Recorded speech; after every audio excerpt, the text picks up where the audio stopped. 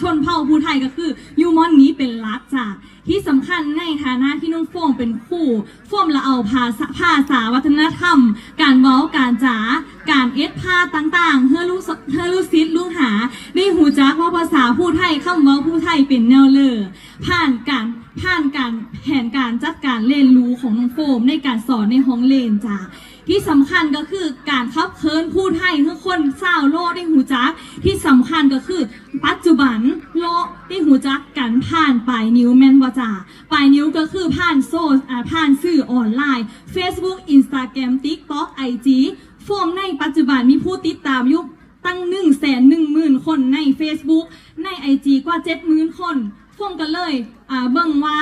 ภาษาผู้ไทยเป็นภาษาที่นิยมแนวเลยและเอาสิ่งนี้ละจ้าผ่านสื่อโซเชียลมีเดียก็คือถ้าคนในหูจักเขาพูดไทยเป็นแนวเลยการเว้าการจาภาษาการไล่ลำเป็นแนวเลยจ้ะสุดท้ายนี้การที่เฮาได้เป็นธิดาผู้ไทยมีแม้นการที่เฮาได้สวมใส่สุดงามๆลายยางเทิงเวทีแนวนี้ซื้อๆแล้วก็จบไปแต่คือการที่เฮาสามารถเอาภาษาวัฒนธรรมต่างๆมาสื่อสารอย่างสานสลาทุกคนได้หูจักว่าภาษาผู้ไทยเป็นแนวเลยแม่นบ่จ๊ะสุดท้ายนี้มันเลยมีเกิดขึ้นนะเฮาไม่มีความฮักแพงกันไม่มีความสามัคคีกันตามคำเว้าที่มีคนเคยเว้าว่าความฮักแพงคือแห้งอันยิ่งใหญ่จ้าขอบคุณจ้าโอ้ยเอาปมมือ